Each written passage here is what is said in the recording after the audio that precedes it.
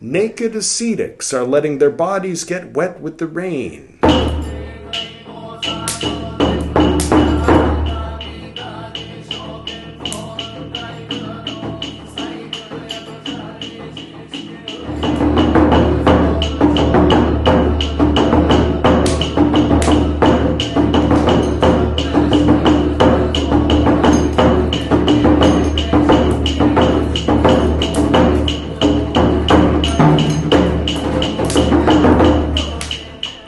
Welcome back.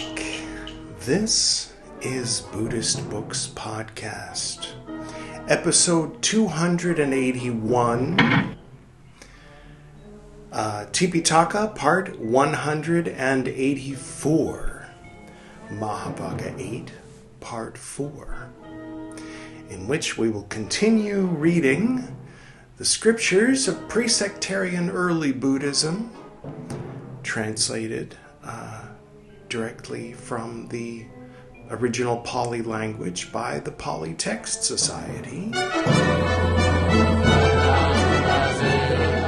Thank you, Pali Text Society.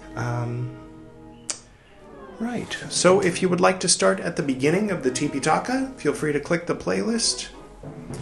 And if you would like to know a little more about Buddhist Books Podcast, if you're new, here's the introduction. And without further ado, we will pick up right where we left off last time. Now at that time, robe material came to be heaped up in an order's storeroom. They told this matter to the Lord. He said, quote, "I allow you, monks, to distribute it by means of the order that is present." End quote. Then the whole order, distributing the robe material, made a tumult. They made a great noise saying, "Give for our teacher, give for our preceptor." All right.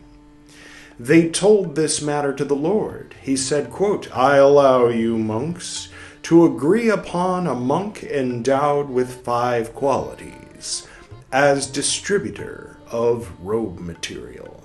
One who would not follow a wrong course through partiality, 3 dots. One who would not follow a wrong course through fear, and one who would know what is distributed and what is not distributed. And thus, monks, should he be agreed upon, 3 dots. Quote within quotes, 3 dots. The monk so-and-so is agreed upon by the order as distributor of robe material. It is pleasing to the order, therefore it is silent. Thus do I understand this. End quote within quotes. End quote. It's unfortunate that they leave so much out. But if you have been keeping up, then you have an idea of what would probably go in the 3 dots that the Pali Text Society likes to replace text with. Anyway, then it occurred to the monks, who were the distributors of robe material, quote, "Now, how should we distribute the robe material?" End quote. They told this matter to the Lord.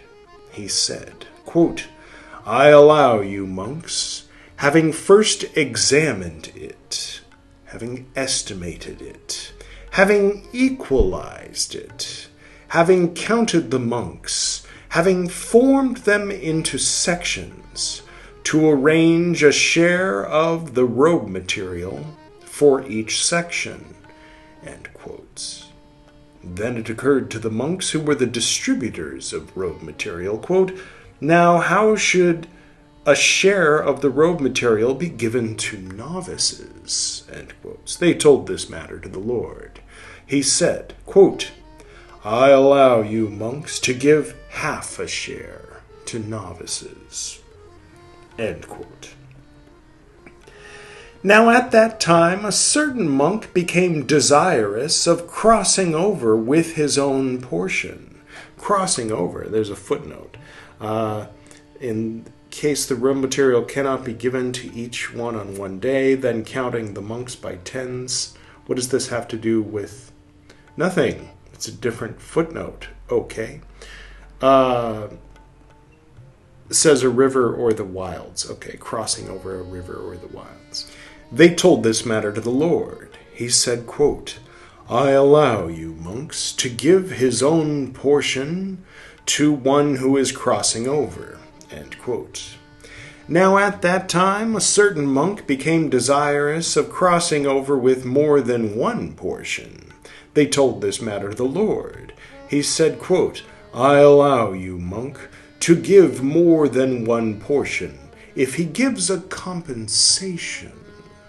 End quote. Bartering, are we? Word apparently only occurs here. Says it means whatever goods are allowable may be delivered in return, may be handed over, i.e. by the monk receiving more than one portion. It seems like a system of barter, yeah. Huh. Weird. Then it occurred to the monks who were the distributors of robe material. Quote, now, how should a share of the robe material be given? In the order in which they came in, or according to seniority? End quote. They told this matter to the Lord. He said, quote, I allow you, monks, having made good anything lacking, to cast lots with kusa grass. End quote. Randomly then. All right. Now at that time, monks dyed robe material with dung, like you do, and with yellow clay. The robe material came to be a bad color. They told this matter to the Lord. He said, quote, I allow you, monks, 6 kinds of dyes.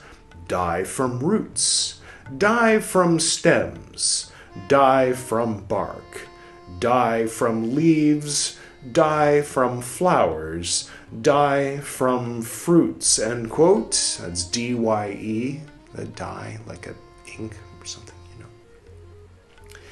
Now at that time, monks dyed robe material with cold water. The robe material came to smell nasty. They told this matter to the Lord. He said, quote, I allow you, monks, a little dye pot in which to boil the dye. End quote. The dye was split. They told this matter to the Lord. He said, quote, I allow you, monks, to arrange a basin to prevent dye from, spilt, not split, to prevent dye from spilling. End quote.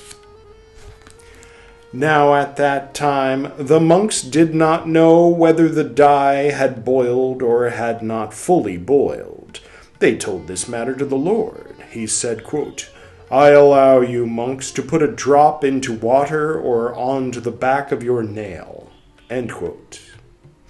Now at that time, monks, pouring out the dye, upset the pot. The pot was broken.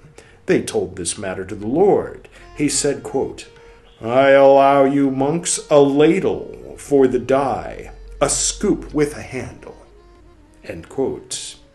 Now at that time the monks did not have a dye vessel.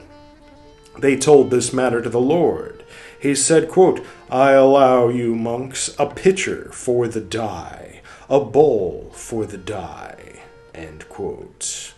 Now at that time monks steeped robe material in a dish and also in a bowl.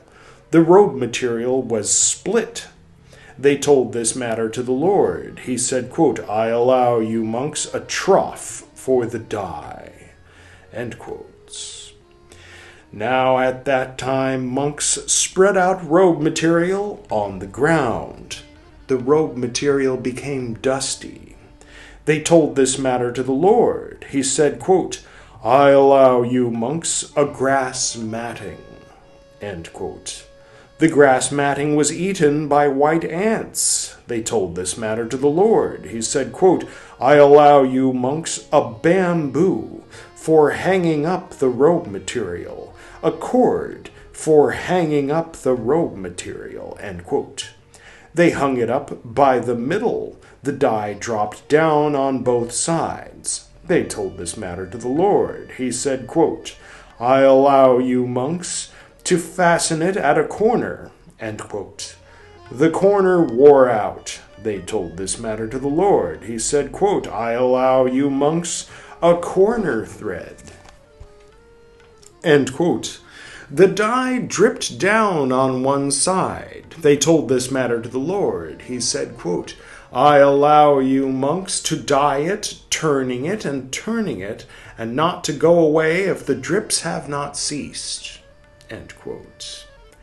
Now at that time, robe material became stiff. They told this matter to the Lord. He said, quote, "I allow you monks to put it into water." End quote. Now at that time, robe material became harsh. They told this matter to the Lord. He said, quote, "I allow you monks to beat it with the hands." End quote. Now at that time, monks wore yellow robes, the color of ivory, not cut up. People looked down, criticized, spread it about, saying, quote, "like householders who enjoy the pleasures of the senses." They told this matter to the Lord. End quote. They told this matter to the Lord. He said, quote, "Monks, robes that are not cut up are not to be worn. Whoever should wear one, there is an offense of wrongdoing." End quote. Then the Lord, having stayed in Rajagaha for as long as he found suitable, set out on tour for Dakshinagiri. The Lord saw the field of Magadha, laid out in strips, laid out in lines, laid out in embankments, laid out in squares, and seeing this, he addressed the Venerable Ananda, saying, quote, "Now do you, Ananda, see the field of Magadha laid out in strips, 3 dots, laid out in squares?" End quote. Quote, "Yes, Lord." End quote. Quote, "And are you able, Ananda, to provide robes like this for the monks?" End quote. Quote, "I am able, Lord." End quote. Then the Lord, having stayed at Dakshinagiri for as long as he found suitable, went back again to Rajagaha. Then the Venerable Ananda, having provided robes for several monks, approached the Lord. Having approached, he spoke thus to the Lord, quote, "Lord, let the Lord see the robes provided by me." End quote. Then the Lord, on that occasion, having given reasoned talk, addressed the monks, saying, quote, "Monks, clever is Ananda. Monks, of great intelligence is Ananda, inasmuch as he can understand in detail the meaning of that which was spoken of by me in brief, and can make a cross seem, and can make a short cross seem, and can make a circular seam, and can make a short circular seam, and can make a central piece, and can make side pieces, and can make a neck piece, and can make a knee piece, and can make an elbow piece. And what is cut up must be roughly darned together, suitable for recluses and not coveted by opponents. I allow you, monks, an outer cloak that is cut up, an upper robe that is cut up, an inner robe that is cut up." End quote. Then the Lord, having stayed at Rajagaha for as long as he found suitable, set out on tour for Vesali. As the Lord was going along the high road between Rajagaha and Vesali, he saw several monks coming along smothered up in robes, having put a mattress of robes on their heads, and a mattress of robes on their backs, and a mattress of robes on their hips. And seeing them, it occurred to the Lord, quote, "These foolish men are turning too quickly to abundance of robes. Suppose I were to set a limit, were to establish bounds as to robes for the monks." End quote. Then the Lord, walking on tour, in due course arrived at Vesali. The Lord stayed there in Vesali in the Gautamaka shrine. Now at that time, on the cold winter nights between the 8s... Okay, there's a footnote. The footnote doesn't say anything. Thank you, Polytech Society. That was sarcastic. In a time of snowfall, the Lord sat down in the open air at night with only one robe. The Lord was not cold. As the first watch of the night was ending, the Lord became cold. The Lord put on a second robe. The Lord was not cold. As the middle watch of the night was ending, the Lord became cold. The Lord put on a third robe. The Lord was not cold. As the last watch of the night was ending, as the sun was rising in the flush of dawn, the Lord became cold. The Lord put on a fourth robe. The Lord was not cold. Then it occurred to the Lord, quote, "Even those who in this Dhamma and discipline are sons of respectable families, susceptible to cold, afraid of cold, even these are able to keep themselves going with 3 robes. Suppose I were to set a limit, were to establish bounds as to robes for monks, were to allow 3 robes." End quote. Then the Lord, on this occasion, having given reason to talk, addressed the monks, saying, quote, "Now as I, monks, was going along the high road between Rajagaha and Vesali, I saw several monks coming along smothered up in robes, having put a mattress of robes on their heads, and a mattress of robes on their backs, and a mattress of robes on their hips. Seeing them, it occurred to me, quote within quotes, these foolish men have turned too quickly to abundance of robes. Suppose I were to set a limit, were to establish bounds as to robes for monks, end quote within quotes. Then I, monks, on the cold winter nights between the 8s, in a time of snowfall, sat down in the open air at night with only one robe. I was not cold. As the first watch of the night was ending, I became cold. I put on a second robe. I was not cold. As the middle watch of the night was ending, I became cold. I put on a third robe. I was not cold. As the last watch of the night was ending, as the sun was rising, in the flush of dawn I became cold. I put on a fourth robe. I was not cold. Then, monks, it occurred to me, quote within quotes, even those who in this Dhamma and discipline are sons of respectable families, susceptible to cold, afraid of cold, even these are able to keep themselves going with 3 robes. Suppose I were to set a limit, were to establish bounds as to robes for monks, and were to allow 3 robes. End quote within quotes. I hate to say it, but what about in the flush of dawn when they need a 4th one? You yourself, Lord, got cold. Sorry, I don't mean to question that. I allow you, monks, 3 robes, a double outer cloak, a single upper robe, a single inner robe. Double outer cloak. That's technically 4 then.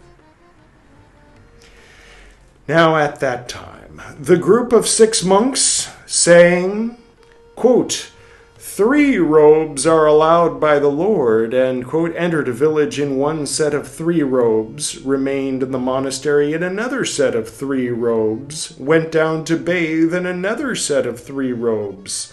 Those who were modest monks looked down upon, criticized, spread it about, saying, quote, how can the group of 6 monks wear an extra robe, end quote.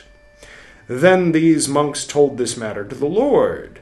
Then the Lord, on this occasion, having given reason to talk, addressed the monks, saying, quote, monks, an extra robe should not be worn. When did they wear an extra robe? Did they put on? No, they had 3 sets of 3 robes. So, okay, not a 4th one, but all right, it's just worded strangely. Maybe it makes sense in the original Pali language. Having given reason to talk, addressed the monks, saying, quote, monks, an extra robe should not be worn. Whoever should wear one should be dealt with according to the rule, end quote. Yes, I remember earlier in the TIPIṭAKA there were rules about limits for robes that were established. I think it's a wrongdoing. Low infraction, not quite a misdemeanor. Monks, end quote. Now at that time, an extra robe accrued to the Venerable Ananda. Yeah, they're telling this story again. Sometimes there's some overlap or things get repeated. So there's some things being repeated here that we are familiar from here. But we'll go ahead and read it. And the Venerable Ananda wanted to give this robe to the Venerable Shariputra, but the Venerable Shariputra was staying at Saketa. Then it occurred to the Venerable Ananda, quote, it is laid down by the Lord that an extra robe should not be worn, and this extra robe has accrued to me, and I want to give this robe to the Venerable Shariputra, but the Venerable Shariputra is staying at Saketa. Now, what line of conduct should be followed by me? End quote. Then the Venerable Ananda told this matter to the Lord. He said, quote, but how long, Ananda, before Shariputra will come here? End quote. Quote, Lord, on the 9th or 10th day, end quote, he said. Then the Lord, on this occasion, having given reason to talk, addressed the monks, saying, quote, I allow you, monks, to wear an extra robe for at most 10 days. End quote. Now at that time an extra robe accrued to monks. Then it occurred to these monks, quote, now what line of conduct should be followed in regard to an extra robe? End quote. They told this matter to the Lord. He said, quote, I allow you, monks, to assign an extra robe. End quote. Then the Lord, having stayed at Vesali for as long as he found suitable, set out on tour for Benares. Walking on tour, in due course he arrived at Benares. The Lord stayed there, near Benares, in the deer park at Isipatana. Now at that time a certain monk's inner robe came to be torn. Then it occurred to that monk, quote, 3 robes are allowed by the Lord, the double outer cloak, the single upper robe, the single inner robe. But my inner robe is torn. Suppose I were to insert a patch, so that it will be double cloth all around, single in the middle. End quote. Then that monk inserted a patch. As the Lord was touring the lodgings, he saw that monk inserting the patch. Seeing him, he approached that monk. Having approached, he spoke thus to that monk, quote, what are you doing, monk? End quote. Quote, I am inserting a patch, Lord. End quote. Quote, it is very good, monk. It is good that you, monk, insert a patch. End quote. Then the Lord, on this occasion, having given reason to talk, addressed the monks, saying, quote, I allow you, monks, when clothes are unsoiled, when what is allowable is unsoiled, a double outer cloak, a single upper robe, a single inner robe, when garments are thin from use, a fourfold outer cloak, a double upper robe, a double inner robe. As far as possible, an effort is to be made to get patches from a rag robe, from bits picked up near a shop. I allow monks a patch, a means of fastening, a length, a marking with a piece of cloth, a strengthening. End quote. Then the Lord, having stayed at Benares for as long as he found suitable, set out on tour for Savatthi. Walking on tour, in due course he arrived at Savatthi. The Lord stayed there at Savatthi in the Jeta Grove, in Anathapindika's monastery. Then Visakha, Megara's mother, approached the Lord. Having greeted the Lord, she sat down at a respectful distance. As she was sitting down at a respectful distance, the Lord gladdened. 3 dots. Delighted Visakha, Megara's mother, with Dhamma talk. Then Visakha, Megara's mother, when she had been gladdened, 3 dots. Delighted by the Lord with Dhamma talk, spoke thus to the Lord. Quote, Lord, may the Lord consent to accept from me a meal on the morrow, together with the order of monks. End quote. The Lord consented by becoming silent.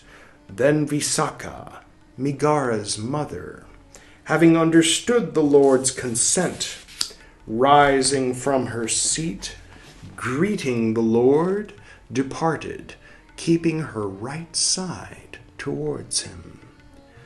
Then towards the end of that night a great cloud rained down in the 4 continents. Then the Lord addressed the monks, saying, quote, Monks, even as it is raining in the Jeta Grove, so it is raining on the 4 continents. Let your bodies get wet with the rain.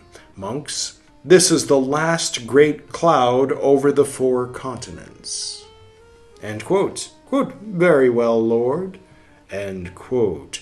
And these monks, having answered the Lord in assent, with their robes laid aside, let their bodies get wet with the rain. Then Visakha, Megara's mother, having had sumptuous food, solid and soft, prepared, commanded a woman slave, saying, it was a different time. That's not what she said, but that's what I said. Quote, go now. Having gone to the monastery, announce the time, saying, quote, within quotes, Lord, it is time, the meal is ready. End quote, within quotes. End quote. Quote, very well, lady, end quote. And this slave woman, having answered Visakha, Megara's mother, in assent, having gone to the monastery, saw the monks, their robes laid aside, letting their bodies get wet with the rain. Seeing them, she thought, quote, there are no monks in the monastery. Naked ascetics are letting their bodies get wet with the rain. End quote. She approached Visakha, Megara's mother. Having approached, she spoke thus to Visakha, Megara's mother. Quote, Lady, there are no monks in the monastery. Naked ascetics are letting their bodies get wet with the rain. End quote. Then it occurred to Visakha, Megara's mother, she being clever, experienced, wise, quote, but undoubtedly it is the masters, their robes laid aside, who are letting their bodies get wet with the rain. This foolish woman thinks that there are no monks in the monastery, but that naked ascetics are letting their bodies get wet with the rain. End quote. She commanded the slave woman, saying, quote, Go now, having gone to the monastery, announce the time, saying, quote within quotes, Lord, it is time, the meal is ready, end quote within quotes, end quote. Then these monks, having cooled their limbs, being refreshed in body, having taken up their robes, entered each his own dwelling place. Then that woman slave, did it always say woman slave? No, they decided to reverse slave woman to woman slave. All right. Having gone to the monastery, not seeing the monks, thinking there are no monks in the monastery is empty, and, quote, approached Visakha, Migara's mother. Having approached, she spoke thus to Visakha, Migara's mother, quote, Lady, there are no monks in the monastery is empty, end quote. Then it occurred to Visakha, Migara's mother, she being clever, experienced, wise, quote, but undoubtedly the masters, having cooled their limbs, being refreshed in body, having taken up their robes, have each entered his own dwelling place. This foolish woman thinks that there are no monks in the monastery, that the monastery is empty, end quote. She commanded the... Just a word of advice. Why don't you go yourself instead of just again and again? There's a Laurel and Hardy. Let's play that clip. 15 cents for the strawberry ice cream. We haven't any. Well, get tutti frutti. Give me tutti frutti. We haven't any. Yeah, he goes again and again. Turns out it's not even... Well, what have you got? I told you, we don't sell ice cream here. Next door. Yeah, he's in the wrong place. So, of course, there wasn't going to be any ice cream. And yes, that is Oliver Hardy in drag. It's a fun episode. It's called Twice Two. Anyway, quote, go now, having gone to the monastery, announce the time, saying, quote, then quotes, Lord, it is time, the meal is ready, end quote, then quotes, end quote. Then the Lord answered the monks, saying, quote, monks, arrange your robes, it is time for the meal, end quote. Quote, very well, Lord, end quote. These monks answered the Lord in assent. Then the Lord, dressing in the morning, taking his bowl and robe, having vanished from the Jeta grove, just as a strong man can stretch out his bent arm, or might bend back his outstretched arm, became visible in the porch belonging to Visakha, Migara's mother. Then the Lord sat down on an appointed seat with the order of monks. Then Visakha, Migara's mother, saying, quote, wonderful! Good sirs, marvelous, good sirs, is the great psychic power, the great majesty of the truth finder, in that although the floods are rolling on knee deep, and although the floods are rolling on waist deep, yet neither the feet nor the robes of a single monk have become wet, end quote. And joyful, exultant, having with her own hand served and satisfied the order of monks with the awakened one at their head with sumptuous, solid, and soft food, she sat down at a respectful distance, after the Lord had eaten and had removed his hand from the bowl. As she was sitting down at a respectful distance, Visakha, Migara's mother, spoke thus to the Lord. Quote, Lord, I ask 8 boons of the Lord, end quote. What are the 8 boons, you might wonder? Well, tune in next time. Or if you click like and subscribe and click that notification bell, then YouTube will notify you when these episodes are uploaded. Won't be too long before you find out what 8 boons Visakha, Migara's mother, asked of the Lord. I'm betting that whatever she asks, I'm betting that he'll grant them. Even though he did tell, what's his name, Jivaka Komarabaka, that truth finders do not grant boons. He might say the same thing to her, and then she might say, but it is what is allowable and all that. Same thing Jivaka said. Who knows? I'm just guessing. We'll all find out together. I hope that you enjoyed yourself here in today's episode. I thought we might finish since these Mahāvagga have been getting shorter, but Mahāvagga IV or Mahāvagga VIII seems to be a little longer than Mahāvagga VII was. I don't peek ahead. I like to be surprised, so we'll all find out together. Okay, well, there it is. A little bit more of the gaps filled in on how things went in the early days with the original Sangha. I'll go ahead and do the usual closing. To the north and to the south, to the east and to the west, to the spirits of light among us, and to the spirits below, we send out our reverent love and compassion. May all beings be happy. May all beings be serene. May all beings be in peace.